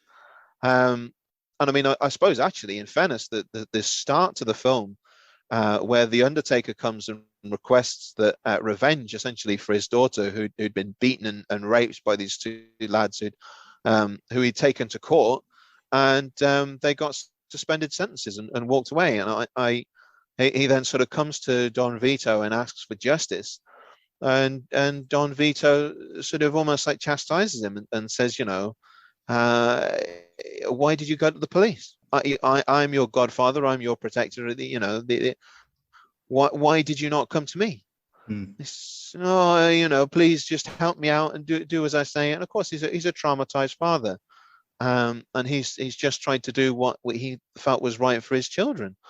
And Don Vito sort of wisely says, when you came to America, you had your business and you did well for yourself, and you didn't need a friend like me. But if you'd come to my house with a spirit of friendship, then the people that hurt your daughter would suffer this very day. But you don't come offering friendship. You don't come. You don't even think to call me godfather. And it's almost, from the outside looking in, seems like quite an arrogant thing to be like, no, you must show your submission and you must bow to me. But actually, I think Don Vito feels like he's a fair and just Don, and that the people that are almost sort of under his protection should always see him as the person that they need to come in and ask for help above anyone else, because he knows the true value of justice, because he can do and sort of authorize things that obviously the police just can't. And then that, juxtaposed, a very serious scene where he's essentially being begged to do murder with, as you say, the big band that's on stage and a lovely sunny day, and everyone's sort of enjoying the wedding, and there's people up singing, and they get one of the elderly relatives, I think, it's probably had a bit too much wine, and he's sort of, I obviously not speaking Italian. I don't know whether he's inventing his own lyrics, but certainly by the posturing that he's doing, it comes across quite rude, and the sort of gasps of in the crowd that are gathered. And I don't know enough Italian yet to know all the read words. I've not focused on that as part of my journey yet with learning the language. I'm glad to hear that wasn't your first concern when starting a new language. No, I learned one word, which I think is very common in the Italian vocabulary, and so probably would help me if I was ever out there. But anyway. As I said before, the Godfather really is a film about family as much as it is about crime. And I think you've got a father who's wanting to sort of idiot-proof the future when he almost has to hand things over when he's no longer there, preparing for, because the likelihood is when you're a mobster, you're either going to go to prison or you're going to be murdered. There's such a high likelihood of one or the other. That to sort of lay the way for your successor is just prudent planning, frankly.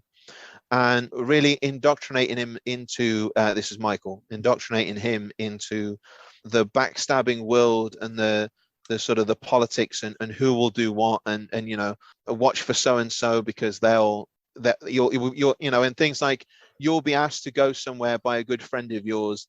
They'll let you choose the place because that'll make you feel safe, and when you turn up there you'll be assassinated. Things like that, where he's just trying to provide a background knowledge, because Michael's the one almost outside of the family. He doesn't want to be a mobster particularly. He went and fought in the war and came back with medals and served with distinction. And now he's faced with his ailing father, and ends up essentially as the main heir. And it's a situation he never particularly wanted, but it would be the ruination of his family to not sort of step into the breach and sort of take action, and always trying to do the right thing, even against a backdrop of drugs and murder and gambling and all the rest of it. I really thought that Michael's story is so amazing, because I think again it's so relatable, it's so understandable. I mean, obviously I've never been to war, but I understood Michael's journey from practically the first minute. He was in a situation where he was almost embarrassed by his family, and he just wanted to be a normal guy, and he could really never be a normal guy. And he made errors just like everybody else, but he always tried to do the right thing, always tried to protect his family. Yeah, you wouldn't think a film that involves crime so heavily would also deal so heavily in morality, but it really does, doesn't it, the piece? And even by Godfather 3, you can see that he is really trying to smooth over the last of the rough edges in the family. And again, you see how conflicted he is, and it all starts in this place where he's already compromised himself by the end of the film. He's already made decisions that you can't necessarily just take back. And I think that's really compelling stuff. And again, I mean, my God, what a cast, without necessarily having to pull names out, because once again, I just think it's a film to be experienced. It's one of those films where I wasn't ever at any point thinking about characters in terms of characters. It's almost it's such a complete sort of snapshot of life. Like I said with 2, it's almost such a completeness. even the mundane to the extraordinary. It's just wow. It's just amazing. It deserves to be called the greatest film of all time, and it often does. And the reason I didn't name it as a mention or honourable mention is because I knew this was coming for you. Yes. And I suppose I probably should have still named it, because I named the likes of Inglourious Basterds, and I knew that was going to come up somewhere. So I should have probably at least thrown the names out there, because for the record, I do think these are groundbreaking and incredible pieces of cinema. It's important to say, I guess, that I've only seen the part one, the first one, the original, twice, and I've only seen part two once. So, and there's a lot going on. They're both lengthy films. I'm glad they're the length that they are, because it's all killer, no filler. And that's wow. Yeah, you're number one. I thought it would either be this or The Godfather Part 2. Yeah. And I understand. And these will go on the list. We have to watch them again. I know there are many that I haven't seen that have made this top 10, which we'll watch, of course. But I know we've watched The Godfather Part 1 together. I remember that. But you'll have to come around and watch it again now, because I've got two ridiculously comfy chairs, a really good big TV. It's a good cinematic experience for watching films. Too right. I assume you own the Godfather trilogy on some format. I've got a 4K DVD player or UHD or whatever it's called, so I can play it to any level you want, baby. I suppose these are films. These are films from about, I don't know, the 70s, really, aren't they? Godfather 1's 1972, I believe. Godfather 2's 1974. Okay. Oh, wow, they're only 2 years apart. Yeah. Wow. And Coppola directed both? Yep. Oh, man, yeah. Well, please do bring them over. We'll just We'll start with what I think is Eternal Sunshine. That's the first one. And then we'll just work our way through. Let's have a quick run through this watch list just once more, shall we? Eternal Sunshine of the Spotless Mind, Goodfellas, Contact, Train to Busan, Dig, Thor Ragnarok, The Elephant Man, 8 Mile, Silver Linings Playbook, Creed, With Nail and I, Doctor Strangelove, Terminator 2, Silence of the Lambs, Love Actually, The Dark Knight, Pink Floyd The Wall, Inglourious Basterds, Interstellar, Mrs. Doubtfire.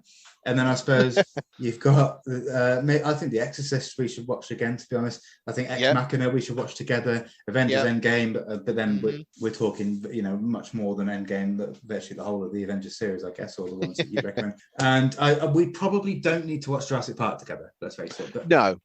But, Loz, is there anything else you want to say about The Godfather? It's beyond genre. It's not action, but it has action. It's not romance, but it has romance. It obviously features, crime and mafia stuff. But to say that it's just a mob film, I think it really does it such a disservice. It's one of those films where I've said this a number of times now. It's one of those films. It is the film, as far as I'm concerned. That's why it's number one. In many ways, it's the film that sparked my love of cinema.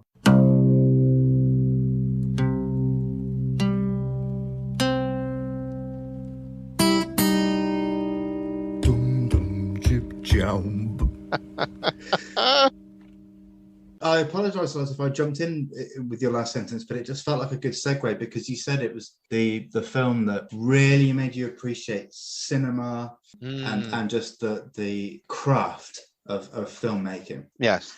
And that could not be a more perfect fitting description for what is my number one film of all time. And I mean, when I talked about Ex Machina at number 3, I thought, what on earth could beat this for a sci-fi, And then we talked about Jurassic Park, which was my number 2. Could anything beat Jurassic Park for a sci-fi, Loz? Now, I mean, before I reveal the film, and those that know me know this film, let's face it. But I mean, let's look back at some of the central themes I've waxed lyrical about during this whole series so far. The likes of existentialism, purpose, theology and God, science, humanity, love, dinosaurs. I mean, even that one kind of applies here, actually. And I've talked about some Kubrick movies, there's The Shining, Clockwork Orange, Full Metal Jacket, Doctor Strangelove in particular was just outside the top 10. Well, this was his zenith, and this was one of his first movies. It came out in 1968, and it is for me still quite possibly the most groundbreaking and important piece of art ever created. And yes, I'm happy to throw down a bold comment like that. And it's frequently seen in the top sort of 5 films of all time, certainly often cited as the best sci-fi of all time. And if you haven't already guessed, it's 2001: A Space Odyssey. Woo! My number 1 film ever. Right, now, one of the beauties of this is I can't really do what I've previously done in trying to lay down a synopsis for this, or even really describe what this is about, because it's so wonderfully grandiose and ambiguous. Some might say pretentious, but I wouldn't. There's just no way I can properly do it. I mean, I'll give it my best.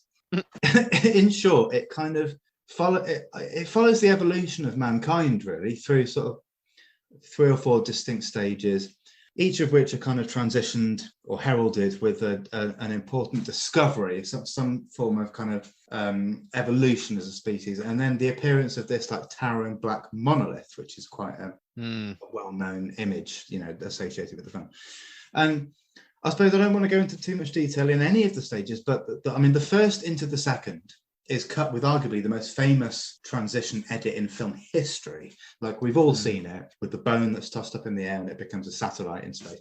I mean, I'd love to elaborate, but this is a long film we're talking about, and it's open to a number of different interpretations. It's an incredibly divisive film, and for every man like me that will extol the virtues to the hilt and back, there's at least another who will declare it like the biggest piece of pretentious drivel ever put to celluloid, I mean, there's 40 something minutes before even a single word of dialogue. You have to prepare yourself for something extraordinary before you start watching this. That's what I'd say. It's not light viewing, but if you do so properly, then you might just be in for the most profound viewing experience of your life, and one that will stay with you for goodness knows how long afterwards.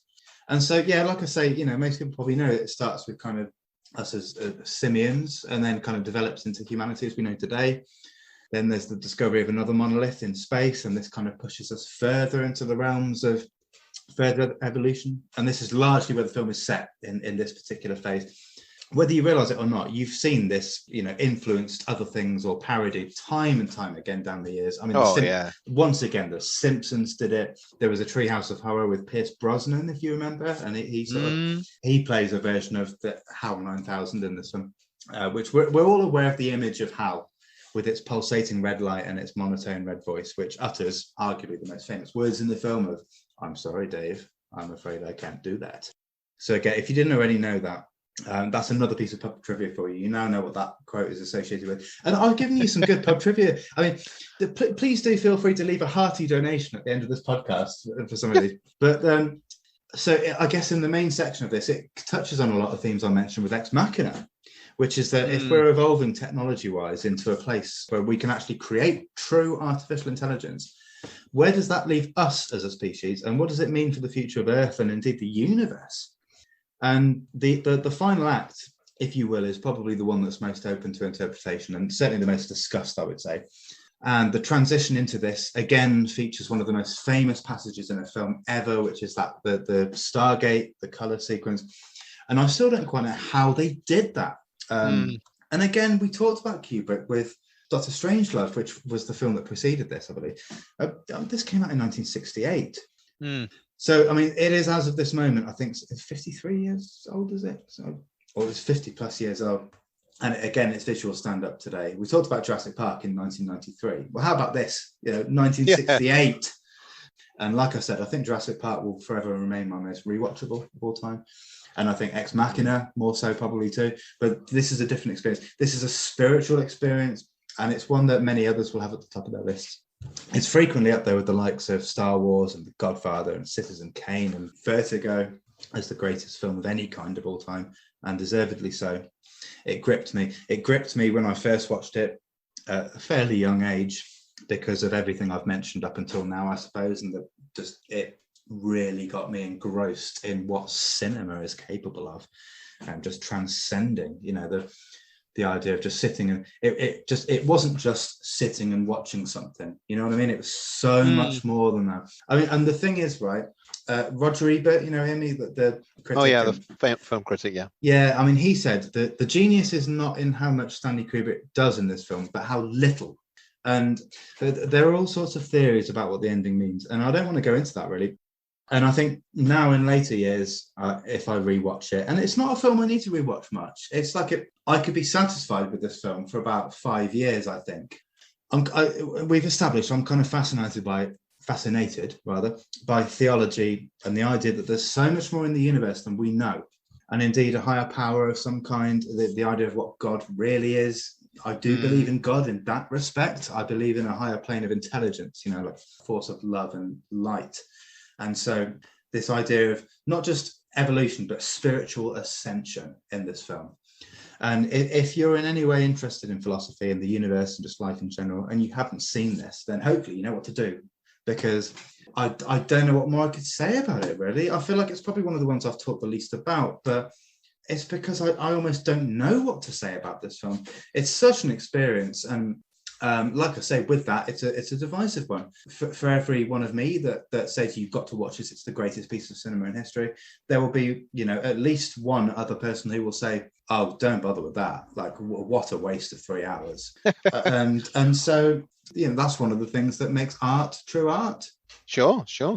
Well, I was going to say to you, actually, as I might well be in that category, I might give my reaction and then you can react to my reaction, because I think that might help, A, speed this along, but B, that it might sort of help focus points where perhaps, because I'm really interested to watch this with you.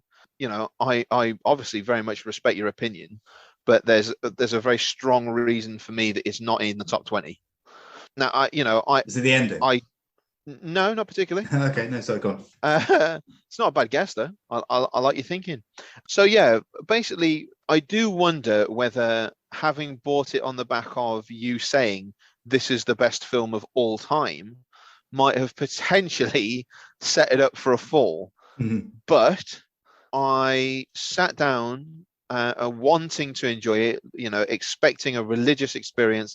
As you say, I'd seen all of these references, and I have to be completely honest, I don't hate the film in any way, but on the back of all this praise and all the background that I'd got on it, I have to honestly say here and now, I made it to the point where, just to give you an idea of you didn't where even finish it.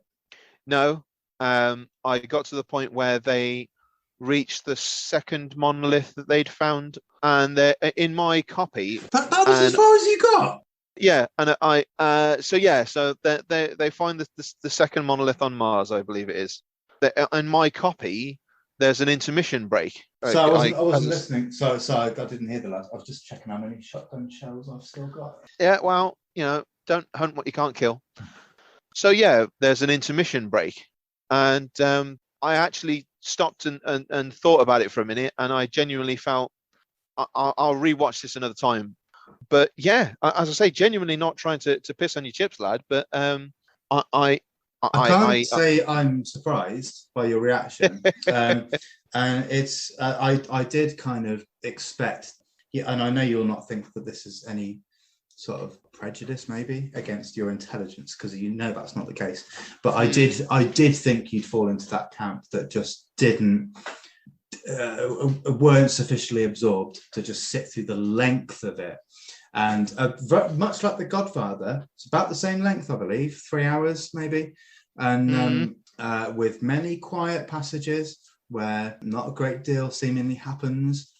And so it's interesting that that's your number one and this is mine. Because this is a film where, well, like I said, 40 minutes before a single word is spoken. I mean, for me, I suppose, without wanting to go into what happens, I think the end of the film is my favorite bit. The final, let's say, maybe half an hour, or maybe even just the final hour. That's my favorite bit, and it just goes to show that you and I are two different people, two beautiful, marvelous. What was the first thing you said in this podcast? Dazzling diamonds amongst a sea of pebbles. Pebbles, that's it. Yeah. Well, there you go. And we're just dazzling in slightly different directions here. Indeed. I mean, as I say, I know you've spoken about, perhaps people might find it pretentious. And I don't know whether as much I found it pretentious as much as, I went into it, feeling like this needs to be a deep dive. This needs to be, look for the minutiae, look for the little details, and you know, I wouldn't quite say the battle, but the situation with Hal and the astronauts, and you know, dealing with an AI that's, you know, potentially not all it seems, shall we say. I was really intrigued with that. And I think it doesn't come from like almost in the moment when you're viewing it in the present, when you're seeing it happen. It almost, there's almost not much minutiae to extrapolate in those moments in a way. I think it's more retrospectively when you walk away. This is what I mean about being a film that stays with you, and this is what I mean about me being satisfied for 5 years off the back of a film like this, because I could spend 5 years thinking about this, thinking about certain moments, and then, you know, in the grander context of the entire thing, piecing it together, making my own not assumptions, but I just guess by all means chip in with the word that I'm floundering for right now. Interpretations, that's probably the word, you know, about what it means, you know, and so yeah, this for me is why it's what it is. It's if aliens came down, Loz, and well, that would be the interesting thing, actually. Do you remember you said you'd show them Terminator 2 for like an action film? Yes, yeah. If they knocked at my door for whatever reason and said, right, we've come here to request that you show us a piece of cinema that exemplifies what your species are capable of. The funny thing is, the more I think about this, the more I don't know if I would actually put this on, because of course they would. No, I suppose I would, because I could say, right, well, this comes from someone who doesn't necessarily have that understanding of the universe. This is an interpretation of it. What do you think? You've come from elsewhere in the universe. Sit down and watch this. Sit down. How do you like your coffee? Can I get you gentlemen a cigar? Yeah, macaroon. All good films are accompanied with a macaroon, Laz. I hope you know that. It reminds me very slightly of certain times in my life where, like, for example, you're a musician and I'm not. And I've noted with other people who are musicians that they've also enjoyed certain things where I've felt a bit like, oh, okay, you know, cool enough. I'm certainly not saying this is a bad film, but in just better not be. To be saying, you know, it wasn't transcendent for me. That's really all I'm saying, is that's not the experience I walked away with. No, well, then that makes perfect sense of the whole thing, doesn't it? Like, because this film has to be transcendent for it to have anything like this sort of impact. If it isn't, then it will not make your top 20. Yeah, that's the best thing you could have said. That just makes sense of why it's number one for me. Indeed, and probably I don't know where it would rank for you. But I wondered whether they had something to do with it, because like I remember once hearing you and others refer to a piece of music and say it's not about the notes he plays, it's about the notes that he isn't playing. And I know that in itself sounds a little bit sort of pretentious, but at the same time, I wondered at that time whether, because I'm not you know, I've never learned an instrument. I've never learned how to read sheet music, and I didn't know whether that almost is a part of the brain that is perhaps more developed in people that have. Now, do you know what the interesting thing is there? That to have a degree of skill in being able to play guitar, I can't read sheet music to save my life, but just being able to play an instrument. But the interesting thing is there, what you talked about, I don't know exactly what that is. It could be Mark Hollis, who's one of my heroes. And he said, don't play two notes unless you've got a reason to play one. No, it was don't play two notes unless you can play one properly, and don't play one unless you've got a reason to play it, and the space between them. And so it's the restraint, I guess. But the interesting thing is that's got something to do with something that's nothing to do with being proficient on guitar, you know. Oh, I see. That's more to do with just interpreting, just hearing and receiving music, I guess, if that makes any sense. So it's an interesting point, but I think I suppose there are some bands or albums that would be like a musician's album, you know, like, and you could argue that 2001 is like a filmmaker's film. That I don't know, the likes of Alex Garland, who we talked about with Ex Machina stuff, you know, he might have looked to this might have been his inspiration, the thing that got him into film. I know that yeah, 2001 is frequently cited as that type of film, that aspiring filmmakers who have an interest in sci-fi and maybe want to delve into that area of genre and storytelling. This is their messiah. But again, you've sort of talked about how you sort of ruminate on the film and that it stayed with you, and you've addressed to your own satisfaction some of the themes. And I mean, who the hell knows, for any certainty why we're here and the purpose of life and all these massive questions. Well, exactly. No one does. I certainly don't. I'm not going to try it myself right now. But again, for me, the art that in any respect that I've appreciated the most has always been the sort of piece where you can walk up to it and get what you are supposed to get from it in its own sort of sense, in its own right. Yeah. Do you understand where I'm coming from there? I do. Yeah, that makes sense. I think typically my favorite films are not open and shut cases, if you like, but at least films where you can walk away and it'll stay with you for certain reasons, but you don't necessarily have to go off and like theorize, is that the word, or hypothesize about theorize. Yes, that's theorize or hypothesize. Let's go with theorize. Your version, that's probably better. Whereas with this film, you really do have to kind of do that. So I'm happy that we've said enough on 2001. It's my favorite film ever. And if I do say so, it's been the most interesting sort of cross-examination of the lot, as far as I'm concerned. Well, that's cool, but I've got to mention, as I said before at the very start of this, covered my favorite film of all time there, and I now want to give a special mention to my favorite scene of all time in a film. Oh yes, yeah. So we know what yours was, because that came up at the time when the film came up. I was going to say I've already blown my load in that respect, haven't I? You have, yeah. Whereas I'm ready to blow. So my favorite movie of all time, we've just talked about, it's a Stanley Kubrick movie, and my favorite scene of all time in any film ever is also in a Stanley Kubrick film, and it's from a film that only made it to the list of mentions. Like, it didn't even make the top 20, which is The Shining. A seminal horror thriller which deserves to be right up there with the Exorcist and The Thing. Well, to be fair, it is, isn't it? It is, yeah, in that regard. Now, this scene, do you remember, as I said, it shared some similarities with yours, some Inglourious Basterds, about someone turning on a sixpence and the way slowly the whole dynamic of a scene shifts the other way, like in an incredibly sinister way. Yes. Well, here it is. Do you know what? I can't actually remember exactly where it is in the film because it's quite a long film, but it's where Jack Torrance enters the ballroom, I think, for the second time. And this time it's like brimming with people, seemingly, music, drinks. And when he goes to the bar. And he that I think was his first visit. This is where I think he does go to the bar and he gets a drink, but it's not the conversation you're probably thinking of at the bar. Yeah. No, he gets a drink and then he accidentally collides with like a butler waiter who's called Delbert Grady. Yes, yeah. Sorry, I'll shut up. Yeah.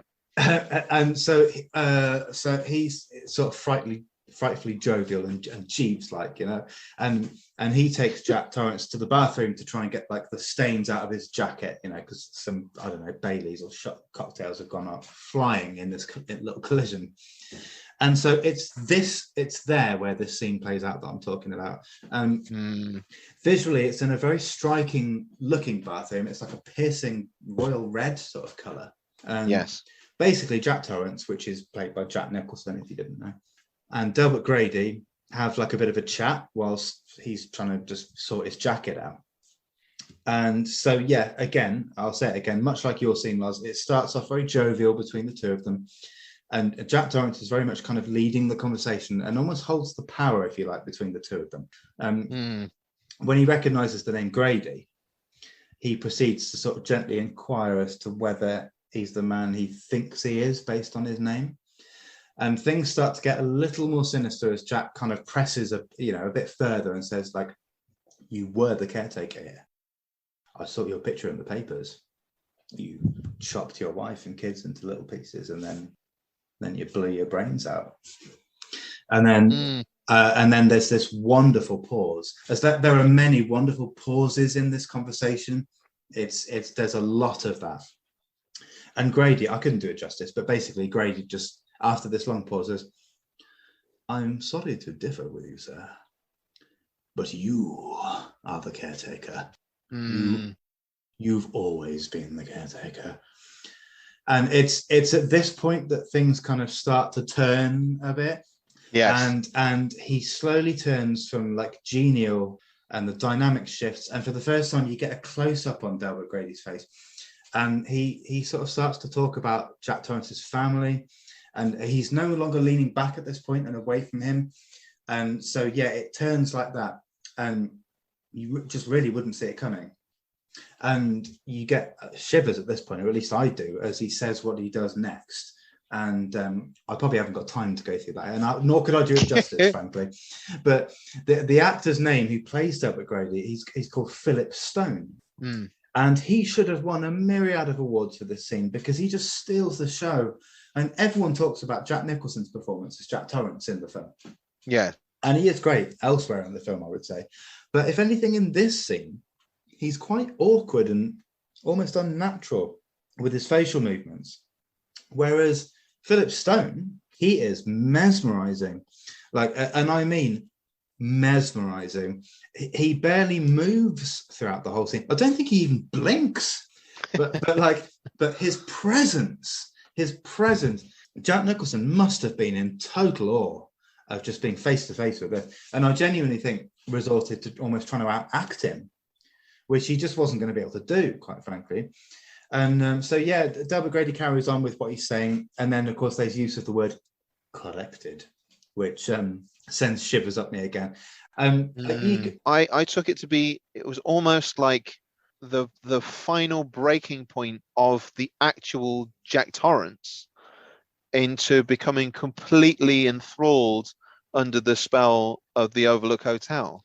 Yes. Do you know what I mean? That his last little bit of resistance was, and that's why he puts it in such a way, the sort of almost like throwing it in his face. But you were the one that killed your children, weren't you? You know, and is awfully sorry. And that whole, I think that's finally his last little bit of sort of sanity is erased and steamrolled. And then that, as you said, I thought he says teach them a lesson, but as soon as you said they need to be corrected, I was like, oh yes, that's the quote, all right. And the thing is, yeah, he's talking about his own daughters when he talks about the corrective, but yeah, he touches on Jack's son Danny, and it's what Delbert says that inspires really the actions that follow, that are probably the most remembered from the film. And Jack Torrance is like, well, he is a very willful boy, and then Delbert Grady is, indeed he is, Mr. Torrance, perhaps a rather naughty boy, if I may be so bold, sir. And then it's like, perhaps he needs a little bit talking to, perhaps a bit more, but it's done with this veil of like, well, that Jeeves Butler he's helping him out and stance, but it's so sinister. And like I say, just watch it back, go and watch this scene, guys. I know I've said before, don't go off and watch a scene off the back of this, but I would say with this, just Google or YouTube Delbert Grady, and you'll see what I mean when I'm talking about Philip Stone and his presence. And he doesn't move.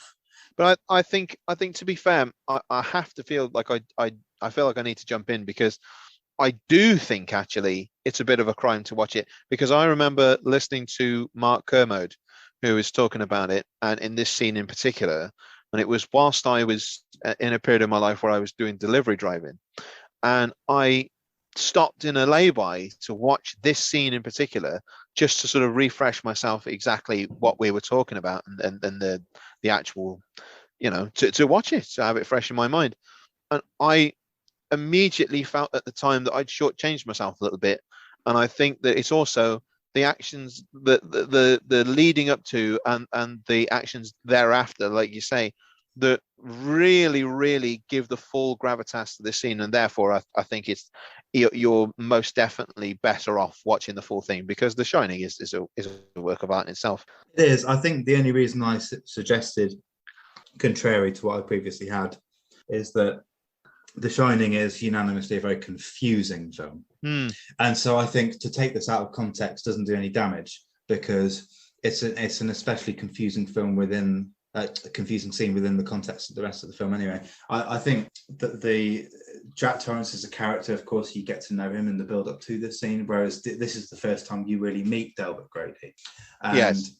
So, yeah, maybe it's easy for me to say I could just watch it out of context, but no, you know, of course, you know what happens around it, don't you? Well, I do, but yeah, but the thing is, things happen around it, and that's maybe the best way of putting it. They happen around it. This is like this little pocket of just something else almost. That, I mean, it does make some sense in the context of the full story, based on maybe like one or two interpretations of what that film meant, because much like 2001, The Shining is a film that could mean a few things, to be honest, and it was never clarified.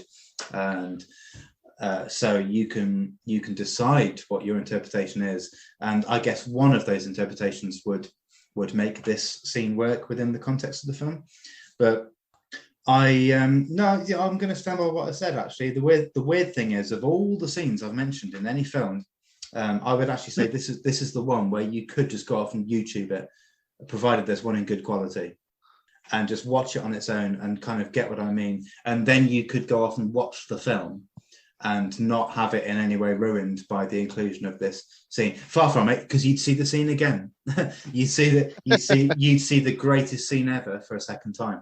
So my advice would be to go off and watch this scene if you haven't seen it. But I'm saying that I don't know if there's a good scene on YouTube, like a good copy on YouTube of this scene. But just Delbert Grady bathroom, I guess. I don't know what you'd search really. Delbert Grady. Well, perhaps The Shining, You're the Caretaker? Yeah, Caretaker. You just put Delbert Grady Caretaker, I guess. Yeah, so there you go. And I suppose we've got to try and wrap this up, Lars, because I'm going to have my work cut out here to trim this down to feature length. This has been a joyously epic podcast, and we finally got to the end of our absolute top of the mountain favourite films. And if you've got this far with us, well done and thank you. You know, we salute you. What are your thoughts? I mean, is there actually a means of commenting at the moment? I suppose these are on YouTube, so I mean, you could reply there. I mean, if you're listening on Spotify, Google, etc., just search for the podcast name on YouTube and you'll find it there. You'll recognise the logo. But yeah, I mean, do feedback. You know, message one of us privately if you want. If you know us and you're listening, and Lars and I know where we're going to go next with this. This now completes the series of film, doesn't it, Lars? Oh yes. And we are open to suggestions as to where we sort of go here on, but we have, I think, both decided that the next point we're going to go into the second series, if you like, is going to be on music. Indeed. But also, I think the both of us feel like a pair of idiots like us can waffle on about pretty much anything and make it seem half entertaining. So we'll give anything a go, really. Quite. So I mean, I almost want to not apologise, but to reassure folks, because I think this has been quite a serious chunk of recording we've done right here. Not to worry, you know, we're not going to go light on the bands. In fact, if anything, I think we can go a little bit more freeform than what we have previously. But I think it just goes to show at this end of proceedings, we've really been passionate about these films, and I've really enjoyed hearing you talk about your film, Scott, and I've really enjoyed talking about the films that I've read. You know, this end of things where it's, you know, the top three has really been passionate films for me. So it's been great. It has been great. It's been a journey, a voyage, and yeah, here we are at the end. So let's end it there. Thank you very much for listening. As always, we love you. And I think it's time to bid us all adieu. Adieu. Chip, chip, chow.